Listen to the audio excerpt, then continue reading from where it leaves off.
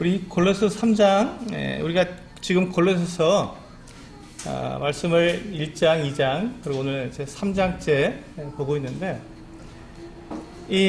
지금 우리가 본 이 그림처럼 사도 바울께서 지금 골로새 성도들에게 전하고 싶은 그 내용이 바로 위의 것을 찾으라는 것입니다. 위의 것을 찾으라. 땅의 것을 생각하지 말고 위의 것을 찾으라. 이것이 지금 이 골로새 3장이 이 골로새서의 결론 부분입니다. 본론이기도 하고 결론이기도 한 그와 같은 부분입니다. 우리는 골로새서 1장에서 무엇을 보았죠? 하늘에 쌓아둔 소망에 대해서 우리는 보았습니다. 골로새 1장에서 세 가지 소망이 나와 있는데 첫 번째가 하늘에 쌓아둔 소망이다. 그리고 그 하늘에 쌓아둔 소망을 다른 말로 하면 복음의 소망이라고 했습니다. 왜냐하면 그것은 새로운 것이 아니라 우리가 새로운 어떤 지식을 가지고 새롭게 알아야 되는 그 같은 소망이 아니라 이미 우리가 복음을 들을 때 이미 알게 된, 이미 알고 있는 하늘에 쌓아둔 소망, 그 하늘에 있는 소망이다. 우리가 예수 그리스도와 함께 이제 십자가에 못 박혔고 예수 그리스도와 함께 다시 부활했으며 예수 그리스도와 함께 하늘에 가게 될 때 그때 우리가 거기서 누릴 그 영광스러운 그와 같은 우리의 신분과 지위가 바로 우리가 하늘에 쌓아둔 소망이다라고 말씀하고 있으며 세 번째 1장에서 나오는 이 소망의 이름이 영광의 소망입니다. 그래서 하늘에 쌓아둔 소망은 복음을 들을 때 이미 우리가 알고 있었던 소망이고 그것이 바로 하늘에 갔을 때 우리가 주님과 함께 누리게 될 영광스러운 그 같은 소망이기에 그것을 영광의 소망이라고 말하고 있습니다. 그래서 우리는 그 이 하늘에 쌓아둔 소망, 하늘 소망을 향해서 우리는 가지고 살아가는 그 같은 사람들이라고 골로새 1장에서 말씀하고 있고요. 2장에서는 무엇을 얘기하고 있습니까? 그런데 이 세상에서는 우리가 그 하늘 소망을 가지고 살아가지 못하도록 막는 그 같은 종교적인 세상적인 가르침들이 있다라고 말씀을 드렸습니다. 네 가지가 있었죠. 첫 번째는 철학과 지식이 우리들로 하여금 주님을 바라보지 못하고 머리를 붙들지 못하게 만든다. 두 번째는 뭐였습니까? 율법입니다. 율법. 종교적인 이 율법을 통해서 우리가 내 힘으로, 내 능력으로 하나님께 뭔가 좀 이렇게 그 자격을 얻어보려고 하는 것. 그래도 나는 좀 낫지 않느냐고 말하고 싶은 이 같은 율법이 우리로 하여금 하늘 소망을 갖지 못하게 만든다라고 말씀하고 있습니다. 세 번째는 무엇이었습니까? 신비주의. 천사를 보거나 또는 결혼하지 않거나 천사를 보거나 뭔가 좀 신비한 것들을 우리가 보게 되었을 때 그것을 붙잡는 것이죠.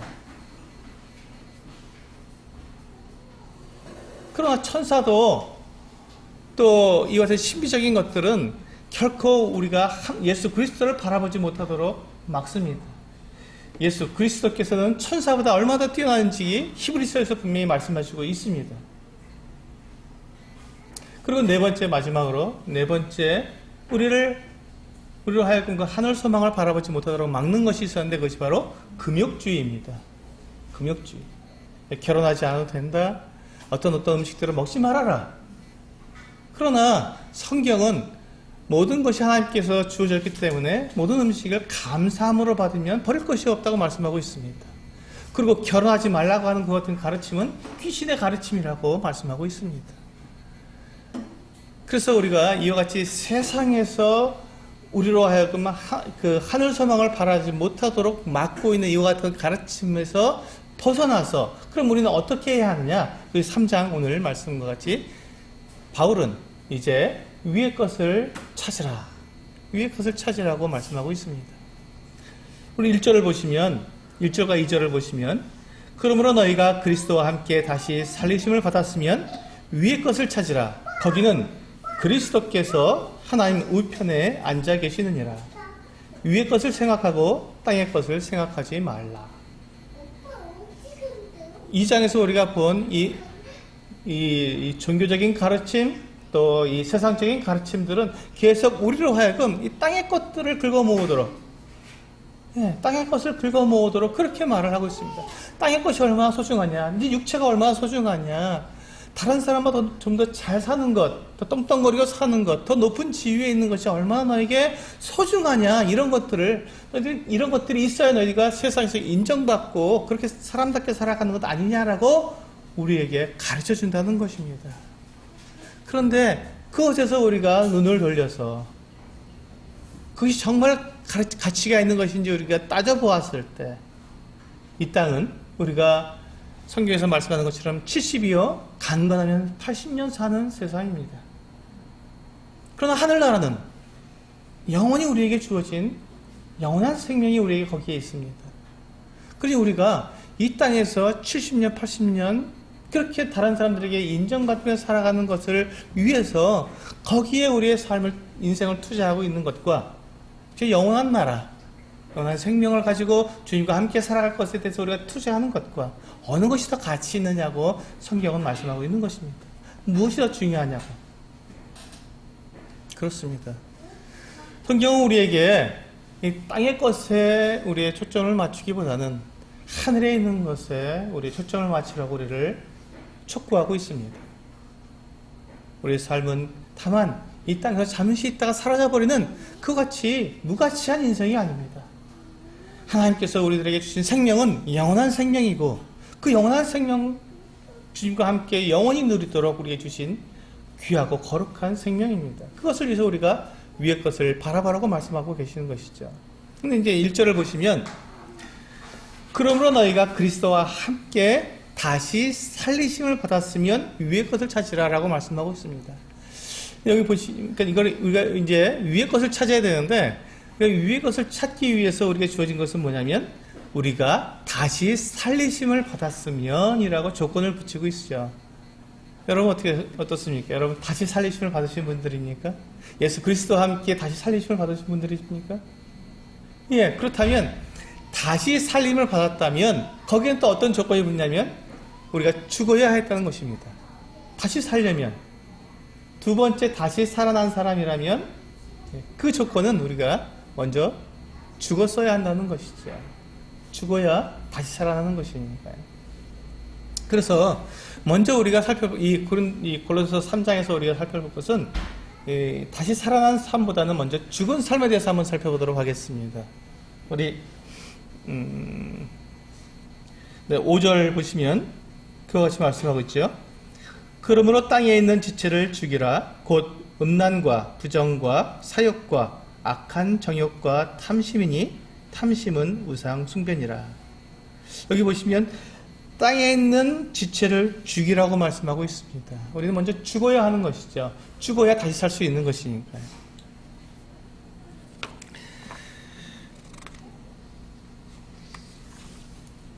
우리가 바로 이와 같이 우리가 죽어야 하는데, 이 죽음을 우리 갈라디아서에서 한번 먼저 살펴보도록 하겠습니다. 갈라디아서 6장에서 이와 같이 말씀하고 있죠. 6장 14절입니다.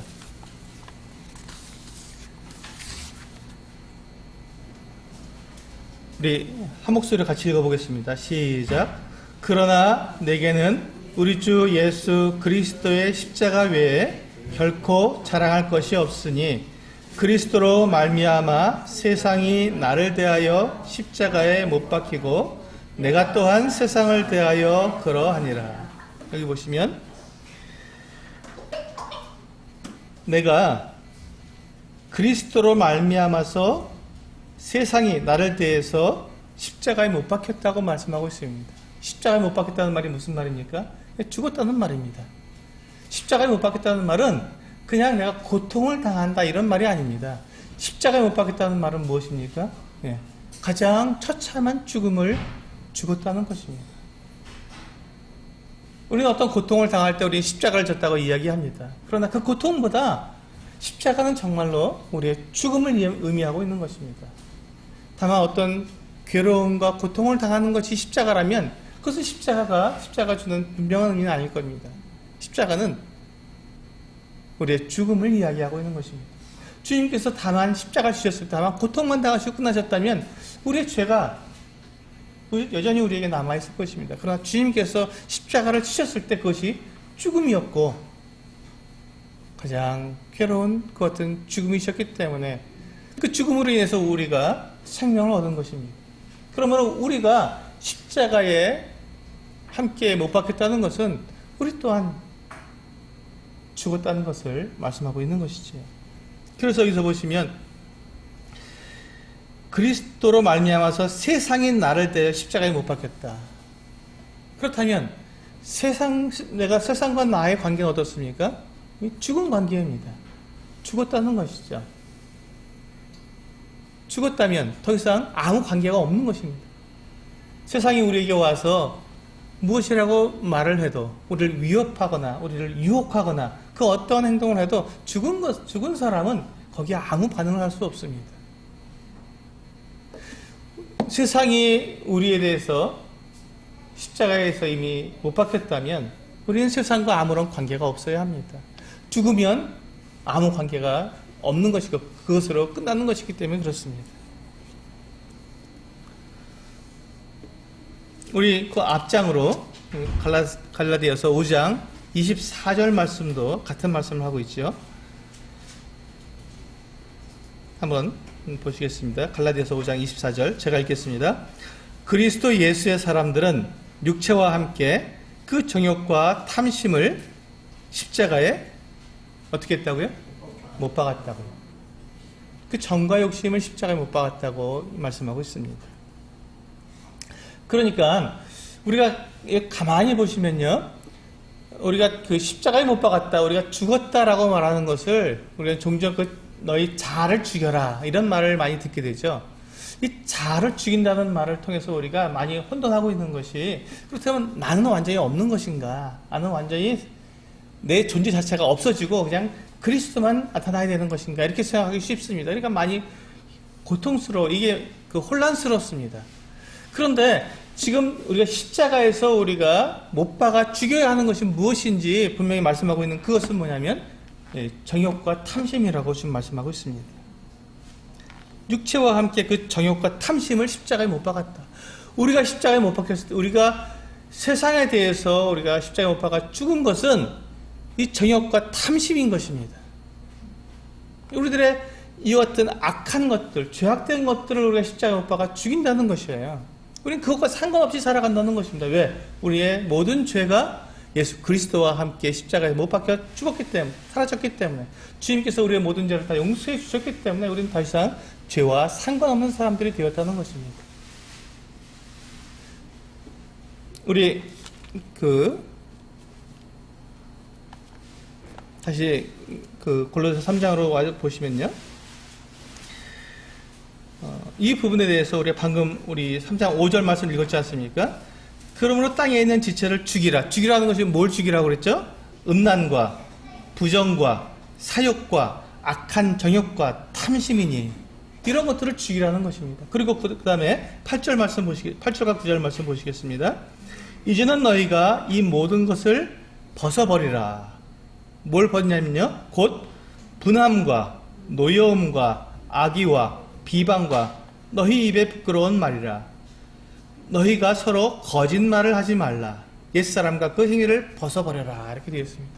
그러니까 우리가 죽여야 하고 우리가 벗어버려야 할 것들은 이와 같은 것들입니다. 음란하고 또 부정하고 욕심이 있고 정욕하고 탐심하는 것들, 거짓말하는 것들, 비방하는 것들, 모든 악의한, 또 노여워하는 것들, 분내는 것들, 이와 같은 것들을 우리가 버리라는 것입니다. 이와 같은 것들은 우리와 상관없는 것들이라는 것이에요. 왜? 주님께서 이미 십자가에 못 박혀 죽으셨기 때문에, 그것 때문에.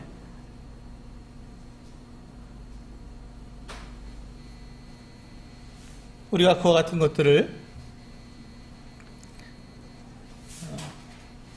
주님께서 우리에게 말씀하신 것처럼 그런 것들을 우리가 십자가에 못 박아 죽일 때, 우리가 더 이상 그것과 상관없이 살아가게 될 때 우리는 이 세상에서 볼 때 다른 사람이 될 것입니다. 세상과 달라진 사람이 될 것입니다. 전에는 우리가 죄 가운데 살았지 않습니까? 죄가 곧 나하고 내가 곧 죄 아니 않습니까? 사람이 생각하는 것이 다 죄였고, 죄를 지음이 마치 물 마시듯 했다고 성경은 말씀하고 있습니다. 그런데 이제 이 죄를 십자가에 못 박아 버리고 우리가 이제 죄와 상관없이 살아가게 된다면 우리는 세상에서 우리가 세상과 다른 삶을 살아가는, 세상과 다른 사람이 되어 있는 것을 우리는 볼 수 있을 것입니다. 이것이 중요합니다. 교회는 세상과 달라야 합니다. 그리스도인들은 세상과 달라야 한다는 것입니다. 만약에 우리 그리스도인들이 세상과 동일하다면 그것이 무슨 소용이 있겠습니까? 교회가 세상과 동일하다면 하여튼 그것이 무슨 소용이 있겠냐는 것입니다. 많은 사람들이 교회가 계속 문을 닫는다, 교회에서 많은 사람들이 지금 빠져나가고 있다, 교회가 점점 줄어들고 있다, 이렇게 이야기하고 있습니다. 근데 그 이유가 무엇인지 아십니까? 굉장히 간단한 것입니다. 굉장히 간단한 이유 때문에 그렇습니다. 그것이 바로 교회가 세상과 별 차이가 없기 때문에 그렇습니다. 예수 그리스도를 믿는 사람들이, 죄와 상관없이 된 사람들이 여전히 죄와 세상 사람들과 똑같이 그와 같은 삶을 살아가고 있다면 사람들이 교회에 올 이유가 무엇이 있겠습니까? 예수 그리스도를 믿을 이유가 무엇이 있겠습니까? 전혀 그와 같은 도전을 받지 못하기 때문에 교회가 문을 닫고 있고 사람들이 교회로부터 떠나가고 있는 것입니다. 당연한 것입니다.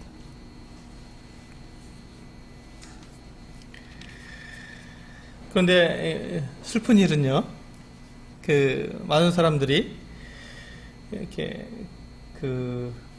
교회를 점점 세상과 똑같이 만들고 싶어 한다는 것입니다.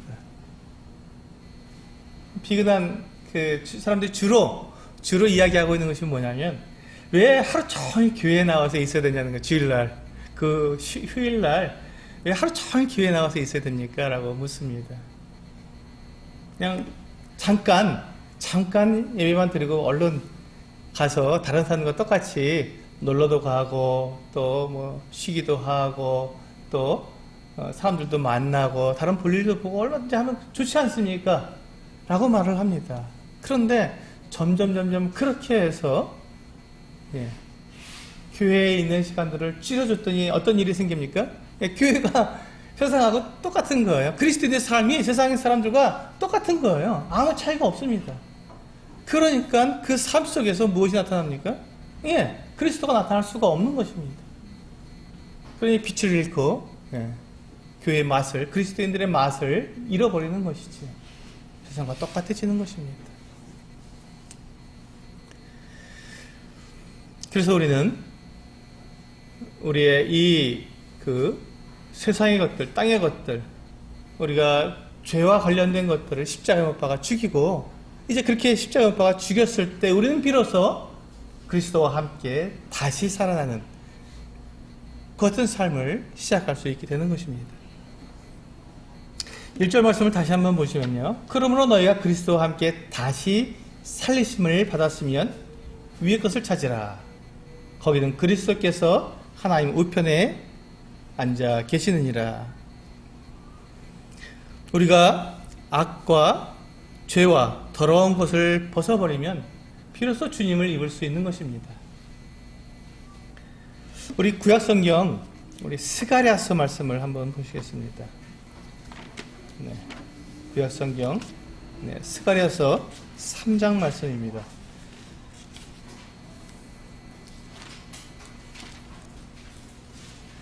1315쪽에 있습니다. 구약성경 스가랴 3장 1절에서 5절까지에 있는 말씀입니다. 잘 이렇게 보지 않는 말씀인데 우리가 한번 살펴보도록 하겠습니다. 구약성경 1315쪽 스가랴서 3장 1절에서 5절까지 제가 읽어드리겠습니다. 1315쪽에 보시면 구약성경 1315쪽 스가랴 3장 1절에서 5절입니다.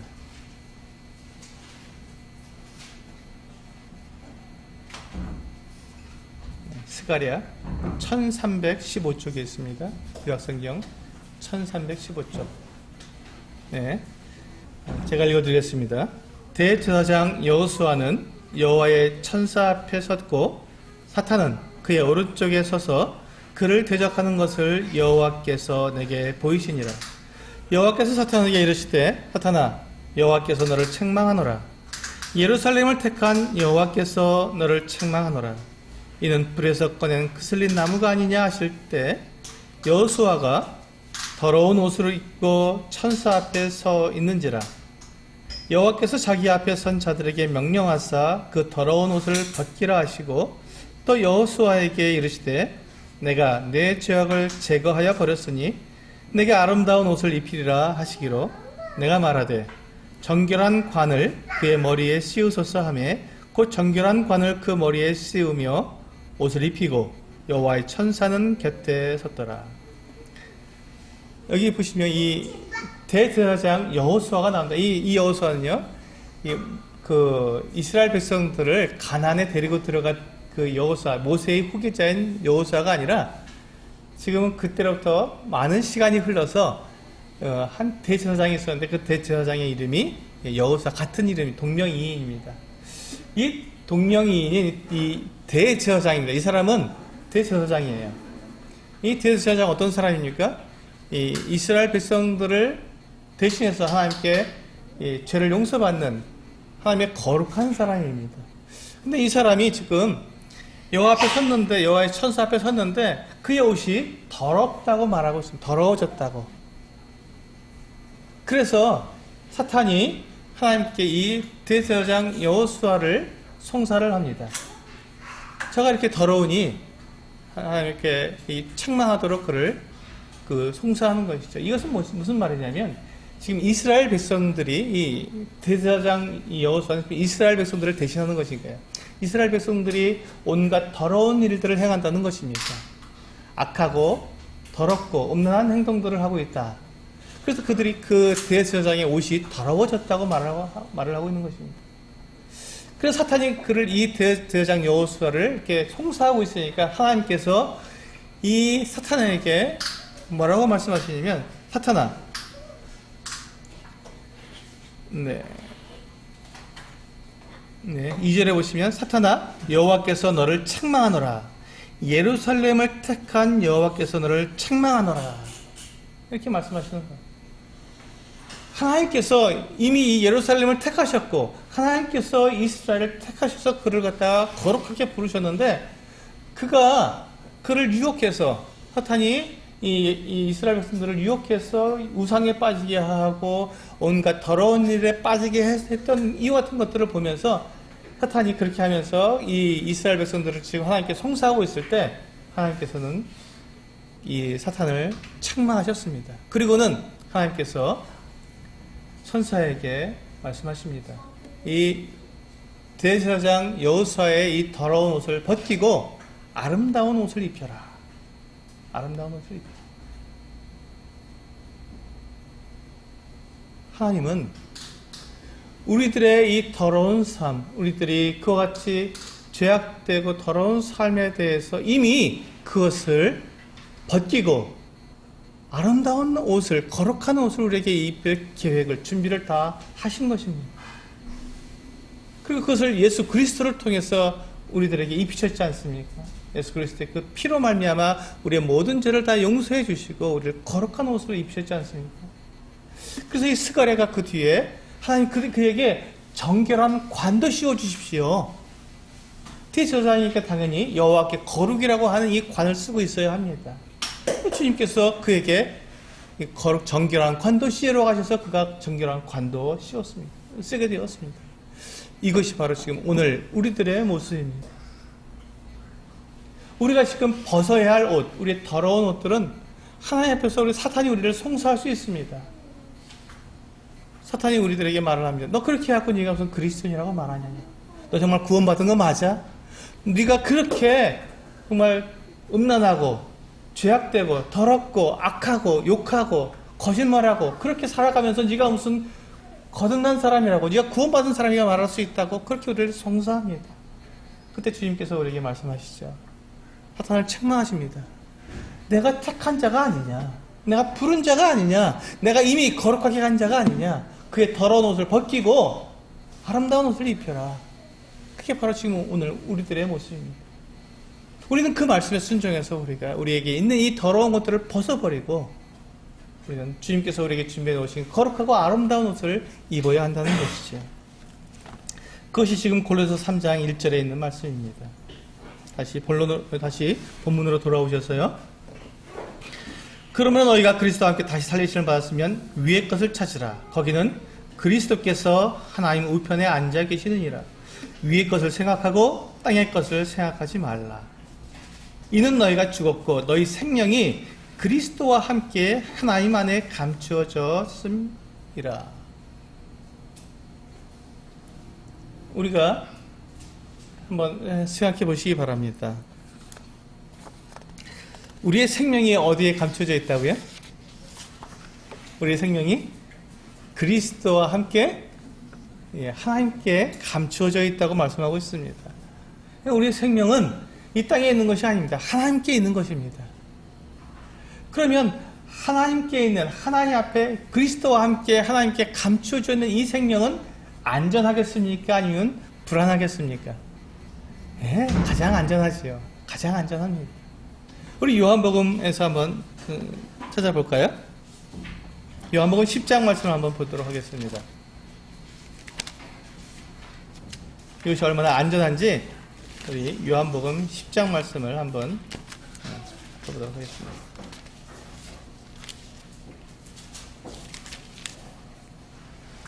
요한복음 10장 28절에서 30절입니다.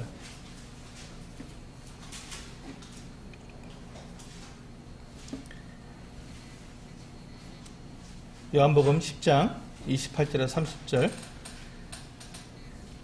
내가 그들에게 영생을 주노니 영원히 멸망하지 아니할 것이요 또 그들을 내 손에서 빼앗을 자가 없느니라. 그들을 주신 내 아버지는 만물보다 크심에 아무도 아버지 손에서 빼앗을 수 없느니라. 나와 아버지는 하나이니라 하신대. 같은 말씀을 지금 하고 있습니다. 우리의 생명이 그리스도와 함께 하나님께 감추어져 있다고 하는 말씀과 지금 여기 보시면 그 생명은 여기 28절에 보시면 내가 그들에게 영생을 주더니 우리의 생명을 영원한 생명을 주시는데 그것은 영원히 멸망하지 아니할 것이요 또 그들을 내 손에서 그리스도의 손에서 주님의 손에서 빼앗을 자가 없다고 말씀하십니다. 그러면서 그 다음 29절에 보면 그들을 주신 내 아버지는 만물보다 크심에 아무도 아버지 손에서 빼앗을 수 없다. 그리스도의 손에 있는 우리의 영원한 생명이 또 아버지의 손에도 같이 있다는 것입니다. 그러니 누가 이 아버지의 손에서 우리 예수 그리스도의 손에서 우리의 생명을 뺏어갈 사람이 누가 있겠습니까? 결코 그 누구도 없습니다. 그래서 가장 안전한 것이죠. 우리의 영원한 생명은 그 누가 사단이 우리를 아무리 송사한다고 해서 그것을 우리가 잃어버릴 그와 같은 것이 아닙니다. 우리의 생명이 그리스도와 함께 하나님께 감추어 있기 때문에 우리는 안전합니다. 그래서 우리가 바라봐야 할 것이 어딥니까? 네, 우리의 생명이 있는 그 위를 쳐다보는 하늘나라를 바라보는 것입니다. 하나님을 바라보는 것이지요. 하나님께 우리의 생명이 감춰져 있으니까요.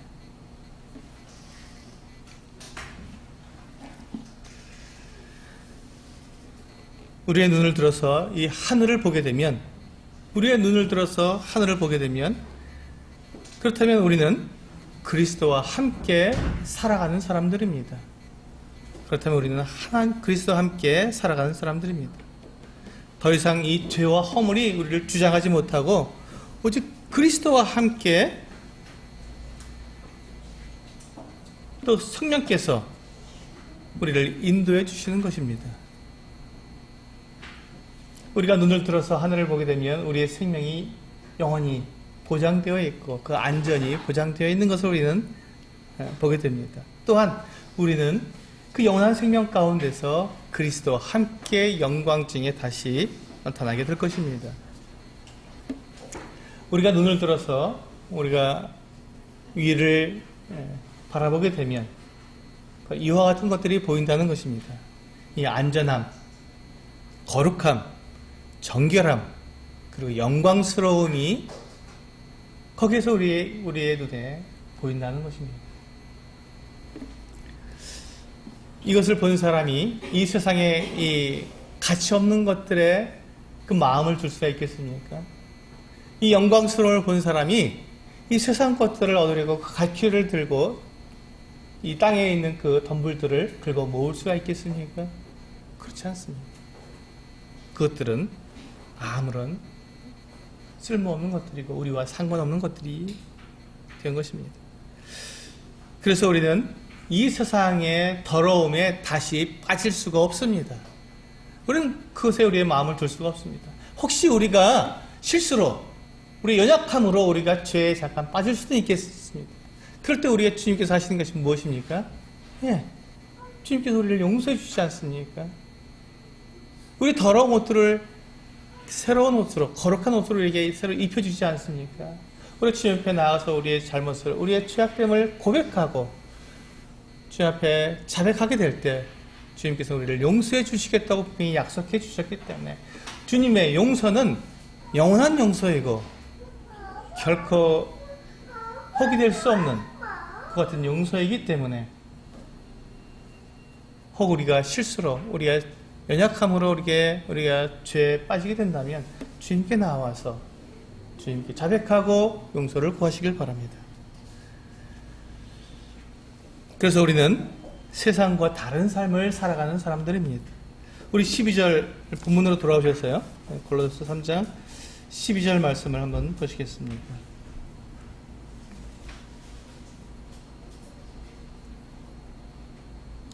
그러므로 너희는 하나님이 택하사 거룩하고 사랑받는 자처럼 긍휼과 자비와 겸손과 온유와 오래 참음을 옷 입고 누가 누구에게 불만이 있거든 서로 용납하여 피차 용서하되 주께서 너희를 용서하신 것 같이 너희도 그리하고 이 모든 것 위에 사랑을 더하라.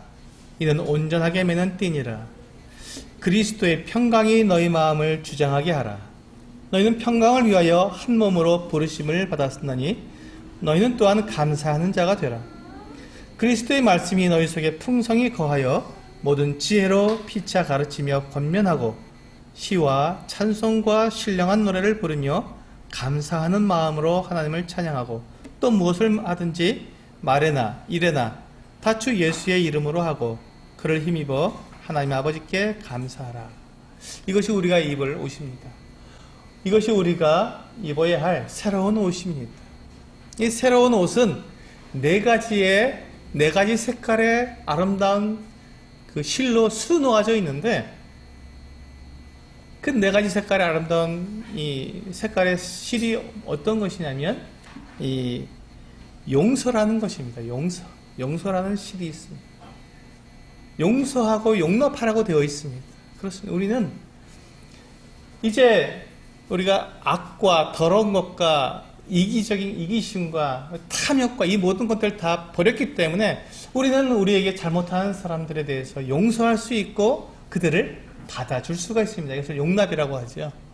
용서하고 받아주는 것, 용서라고 하는 이 첫 번째 실이 있습니다. 두 번째 실은 무엇입니까? 사랑이라고 하는 실입니다. 이 모든 것 위에 사랑을 더하라고 말씀하고 있습니다. 이 용서와 사랑의 실, 그리고 그 다음에 뭐가 있습니까? 평강입니다. 평강이라는 실이 함께 어우러져서 지금 우리의 옷을 수놓고 있습니다. 마지막으로 네 번째는 무엇입니까? 감사라고 하는 실입니다. 용서와 사랑과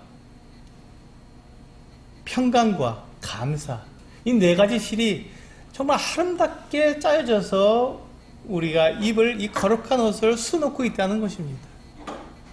이 네 가지 이름만 들어도 우리는 마음이 어떻습니까? 편안하지요. 기쁘지요. 그렇습니다. 하나님께서 우리에게 주시고자 하시는, 우리가 입어야 할 그 옷은 더러운 옷이 아닙니다. 악하고 음란한 것들이 아닙니다. 우리는 거룩하고 아름다운 옷을 입는 그 같은 사람들입니다. 그 옷은 용서와 사랑과 평강과 감사로 수놓아진 아름다운 옷입니다. 이것이 그리스도인들이 세상과 다른 모습으로 살아가는 그 같은 모습을 우리들에게 보여주고 있는 것입니다. 우리는 이와 같은 것들을 세상 가운데 나타내는 사람들입니다. 세상은 어그러지고 거스르는 세상입니다. 악하고 어두운 세상입니다. 그 세상에 빛을 비추고 소금으로 짠맛을 나타낼 수 있는 그와 같은 그리스도인의 모습은 바로 이 네 가지 실로 수놓아진 옷을 입는 것입니다. 같이 한번 말해볼까요? 네 가지 실. 첫 번째 실이 뭐였죠? 용서입니다. 용서의 실. 두 번째 실은요? 사랑입니다. 사랑. 세 번째는 평강의. 네 번째는 감사의 실입니다. 우리 이어서 한번 네 가지 실을 한번 말씀해 보시겠습니다. 시작. 용서, 감사. 예. 용서와 사랑과 평강과 감사. 그럼 이걸 잊지 마시고 내 삶에 분명히 세상 가운데 드러내야 할 부분이 바로 이 같은 네 가지 것이라는 것을 생각하시면서 살아가실 바랍니다. 이렇게 된다면 우리는 세상 가운데 주님과 함께 다시 살아난 삶을 살아가는 모습을 분명히 드러낼 수 있을 것입니다. 때때로 많은 사람들이 우리가 죽어야 한다는 것에 자꾸 초점을 맞추는 경우가 있습니다. 내가 죄를 짓지 않아야지, 내가 정말 악한 마음을 품지 않아야지, 내가 음란한 생각하지 않아야지, 죽는 것에 초점을 맞춰서 살아가려고 하는데, 그것보다는 주님께서는 우리와 함께 주님과 다시 살아난, 부활한 이 새 생명 가운데 살아가는 이 삶에 초점을 맞추라는 것입니다. 우리가 그런 것들, 죽은 것들에 대해서는 관계하지 마시고 우리가 살아가야 할 그 삶,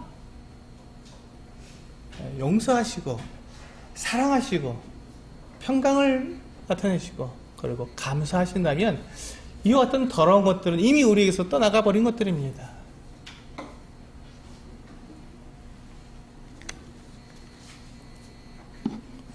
우리가 이와 같이 아름다운 색깔로 수놓아진 옷을 입고 살아가는데 우리가 이렇게 그 같은 옷을 입고 살아갈 때에도 이 옷이 또 일상을 살아가는 동안에 아까 제가 말씀드린 것처럼 우리가 연약함과 또한 죄의 유혹으로 말미암아 우리가 더러워질 수 있지 않습니까?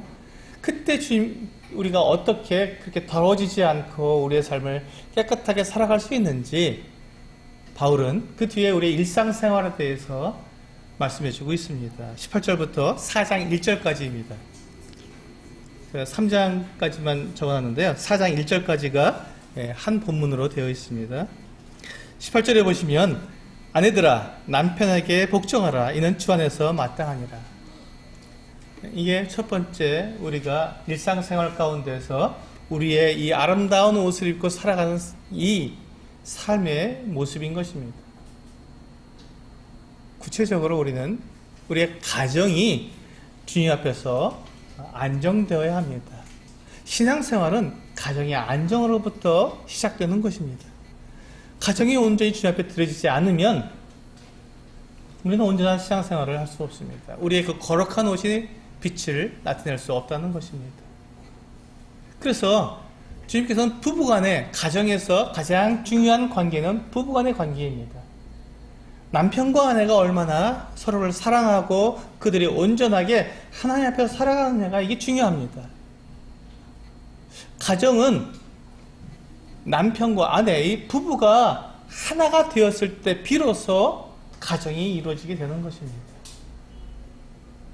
하나님은 그렇게 가정을 시작하게 하셨습니다. 한 남자와 한 여자가 하나가 되어서 한 몸을 이루어서 가정을 이루기 시작하도록 말씀하셨기 때문에 가정의 가장 우선순위는 남편과 아내가 하나가 되는 것입니다. 그래서 여기 보시면 아내들아 남편에게 복종하라 이는 주 안에서 마땅하니라. 그리고 바로 다음에 19절에서 남편들아 아내를 사랑하며 괴롭게 하지 말라라고 말씀하고 있는 것입니다.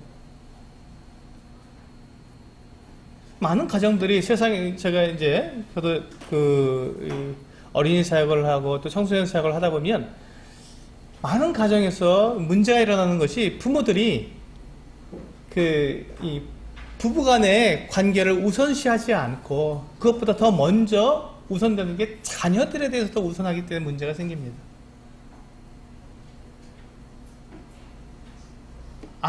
엄마가 자기 남편보다 자식을 더 우선하는 거예요.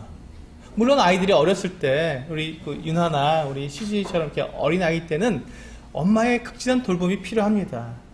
아이들이 스스로 무엇을 할 수 없기 때문에. 그렇지만 그러나 그럼에도 불구하고 가장 우선순위는 남편과 아내의 관계가 가장 우선순위라는 것입니다. 남편과 아내가 하나가 되지 못하고 자녀에게만 초점을 맞추게 된다면 그 가정은 온전할 수가 없습니다. 관계가 깨질 수밖에 없고 사단이 틈을 탈 수밖에 없는 것입니다. 그래서 주님께서 우리에게 늘 강조하시는 것은 가정이 하나님께서 세우신 두 가지 기관이 있는데 그것이 바로 가정과 교회 아닙니까? 그런데 이 가정이 매우 중요한데 이 가정의 가장 중요한 구성원은 남편과 아내, 배우자의 관계라는 것입니다. 그것이 우선이 돼서 온전하게 그 관계가 하나가 되었을 때 그 남편과 아내가 함께 자녀를 돌아보게 되면 아무 문제가 생기지 않습니다. 또 남편과 아내가 한 마음이 돼서 부모를 봉양하게 되면 아무 문제가 되지 않습니다. 그런데 남편과 아내가 서로 한 마음이 되지 않은 상태에서 부모를 공경한다고, 부모를 봉양한다고 서로 다르게 부모를 봉양하게 되면 이제 이 가정이 무너지기 시작합니다. 깨지게 되는 것이죠. 그래서 오해가 생기고 불필요한 잡음이 일어나는 것입니다. 그래서 성경은 이 자녀와 부모보다도 더 먼저 부부간에 하나가 되라 하는 것에 초점을 맞춰주고 있습니다. 그래서 이 우선순위가 먼저 되어야 그래야 하나님의 일에 안정된 가정으로 들여지게 될 것입니다. 여기 보시면 아내들은 남편에게 복종해야 하고 남편은 아내를 사랑해야 되는데 여기에 아무런 조건이 없습니다. 아내들이 남편에게 복종하는데 어떤 남편에게 복종하냐 하는 그 조건이 없다는 것입니다. 남편이 나를 사랑해주는 남편에게 복종하느냐, 나에게 잘해주는 남편에게 복종해주느냐, 또 정말 사람다운 남편이기 때문에 복종하냐, 그게 아니라는 것입니다. 그가 남편이기 때문에 복종하라는 것입니다. 그럼 남편들은 아내를 사랑할 때 어떻게 사랑하라? 어떤 조건에 사랑하라고요? 아무 조건이 없습니다. 아내이기 때문에 사랑하라는 것입니다.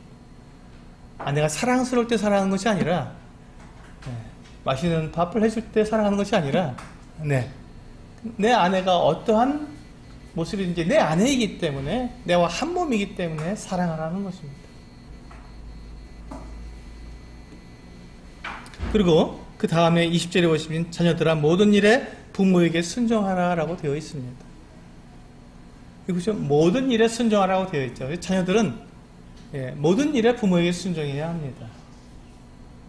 우리가 에베소서에서는 주 안에서라고 하는 조건이 붙어 있습니다. 그래서 우리가 이것은 같이 볼 수 있죠.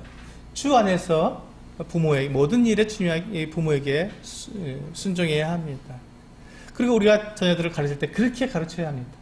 부모가 말을 할 때 그것이 주님의 말씀에 위배되지 않는 것이라면 아이들이 네 하고 순종할 수 있도록 아이들을 그렇게 가르쳐야 한다는 것입니다. 엄마가 말을 하고 아빠가 말을 하는데도 그런데요 하면서 자기가 이렇게 자기 고집을 부린다면 그것에 대해서는 우리가 가르칠 필요가 있습니다. 아이들이 순종할 수 있도록 가르칠 필요가 있는 것입니다. 물론 아이들을 무조건 억압하라는 것은 아닙니다. 아이들의 말을 충분히 들어줘야 되죠. 그러나 아이들이 최종적으로 부모의 말에 네 하고 순종할 수 있어야 그것이 바로 주님을 기쁘시게 하는 일이 되는 것입니다. 그리고 그 다음에 21절에 아비들아 너희 자녀를 노엽게 하지 말지니 낙심할까 함이라. 그렇습니다. 이것입니다. 그 다음에 아이들이 순종할 때 아이들에 대해서 노엽게 하지 말라는 것입니다. 억울하게 만들지 말라는 것이죠. 편애하지 말라는 것입니다. 우리가 억울하게 만들거나 편애하게 되면 아이들이 노여움을 탑니다. 그냥 우리가 아이들에게 그와 같이 아이들 노엽게 하지 말고 아이들이 낙심하지 않도록 그렇게 도와줘야 합니다. 그 다음에 나오는 것이 종과 상전의 관계입니다. 사회생활을 말씀하고 있죠. 우리는 모두가 다 이 사회에서 생활할 때 어떤 우리가 곳에 있든지 우리보다 더 높은 사람이 있고 더 낮은 사람이 있는 그 관계 가운데서 살아갈 수밖에 없습니다. 그때 우리가 상전에게 어떻게 하라고요? 순종하라고 말씀하고 있습니다. 종들아 모든 일에 육신의 상전들에게 순종하되. 그리고 4장 1절을 보시면 상전들에게도 말씀하고 있습니다. 상전들에게 뭐라고 말씀하시냐면 의와 공평을 종들에게 베풀어라. 이게 우리가 이 땅 가운데서 살아가면서 행해야 될 일들입니다. 때때로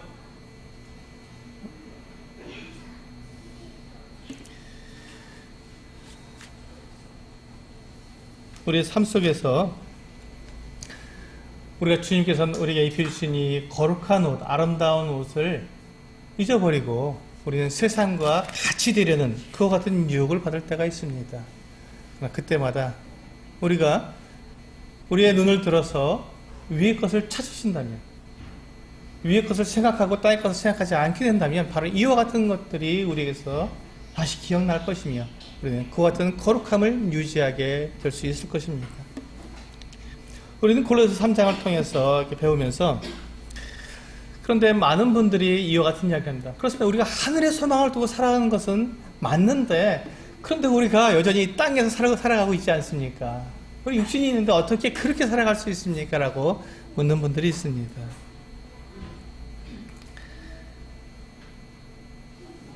그것은 분명히 맞지만 그래서 주님께서 우리 마태복음에서 뭐라고 말씀하셨냐면요.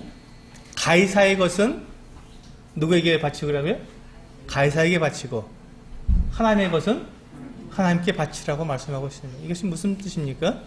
우리가 살아가는 우리가 이 땅에 살아갈 동안에 우리는 인간 정부에 우리가 살아가는 이 국가에 우리는 소속되어 있다는 것입니다. 이 세상에 소속되어 있어요. 그래서 우리가 이 세상에서 우리가 소속되어 있는 이 정부에 우리가 해야 될 일들은 충성을 다하라는 것입니다. 그러나 우리가 또 어디에 속해 있다고요? 누구에게 속해 있다고요? 하나님께 속해 있는 것을 잊지 말라는 것입니다. 우리는 동시에 두 분에게 속해 있는 것입니다. 정부에도 속해 있을 뿐만 아니라 우리 누구에게 속해 있다고요? 하나님께 속해 있다는 것입니다.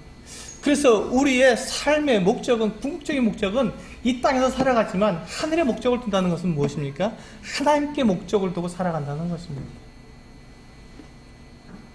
우리는 당연히 이 세상에 우리가 속해 있는 이 국가, 이 대한민국에 우리는 충성을 해야 합니다. 우리가 받고 있는 그 의무를 당연히 우리는 다 이행해야 합니다. 세금도 내야 되고, 또 교육도 해야 되고, 또 뭡니까? 우리가 국방의 의무도 해야 되고, 다 해야 합니다. 이 모든 것들에 우리가 충성을 해야 합니다. 그러나, 그것 위에 우리는 하나님께 우리가 속해 있다는 것을 결코 잊지 말라는 것입니다. 거기에만 우리가 눈을 둬서는 안 된다는 것이죠. 우리는 당연히 먹고 마시는 일에 우리는 신경을 써야 합니다. 우리 육체를 보존해야 되니까요. 우리 고린도전서 10장 말씀 한번 보시겠습니다. 이거.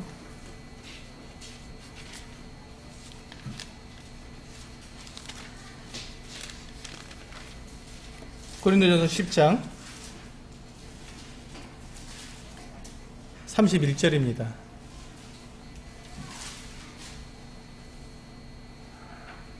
같이 읽어보겠습니다. 시작. 그런즉 너희가 먹든지 마시든지 무엇을 하든지 다 하나님의 영광을 위하여 하라. 그렇습니다. 먹고 마시는 일이 간단한 일이 아닙니다. 가벼운 일이 아닙니다. 중요한 일입니다. 우리가 이 땅에 살아가야 되니까. 하지만 우리가 먹고 마시는 그 일에 무엇이 있어야 한다고요? 목적이 있어야 한다는 것입니다. 목적이. 어떤 목적이요? 하나님께 영광을 돌리려고 하는 그 목적이 있어야 한다는 것입니다. 내가 먹든지 마시든지 무엇을 하든지 하나님의 영광을 위해서 하라고 말씀하고 있습니다. 우리 똑같은 말씀인데요. 마태복음 6장 말씀을 보시겠습니다. 마태복음 6장입니다. 말씀만 보고 하시도록 하겠습니다.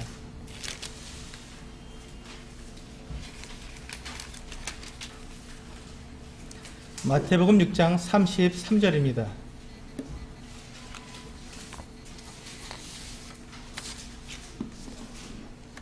네, 이 말씀도 같이 한번 읽어보겠습니다. 시작. 그런즉 너희는 먼저 그의 나라와 그의 의를 구하라. 그리하면 이 모든 것을 너희에게 더하시리라. 먹고 마시는 것은 하나님의 다음 순서에 있다는 것입니다. 우리가 먹고 마시는 것의 목적이 하나님께 영광을 둔다면 바로 이와 같은 하나님이 그의 나라와 그의 영광이 우선이 되고 그 다음에 우리의 먹고 마시는 것이 순서로 오게 된다는 것입니다. 이 말씀을 먼저 그의 나라와 그의 의를 구하라는 이 말씀을 이룰 수 있다는 것이지요. 여러분들, 우리가 이 땅에 사는 동안에 결코 먹고 마시는 일을 우리가 무시할 수는 없습니다. 그 일에도 우리는 분명히 목적이 있습니다. 우리의 눈을 들어서 하늘을 봐야 한다는 것입니다. 위를 쳐다보라는 것입니다. 땅의 것을 긁어 모으느라고 우리의 허리를 한 번도 펴지 않고 나에게 준비되어 있는 이 금연료관을 바라보지 못한다면 우리는 우리의 눈의 가치가 다만 이 땅에 있는 것에만 고정될 것입니다. 그러나 우리가 한 번이라도, 단 한 번이라도 위에 있는 나를 위해서 준비되어 있는 이 금연료관의 그 가치를 보게 된다면, 그것을 깨닫게 된다면 이 세상의 것이 우리에게 아무런 가치가 없다는 것을 분명히 깨닫고 예수 그리스도 하나님의 영광과 그분의 뜻을 위해서 우리가 살아가는 그와 같은 우리가 될 수 있다고 저는 믿습니다. 같이 기도하시고 마치도록 하겠습니다.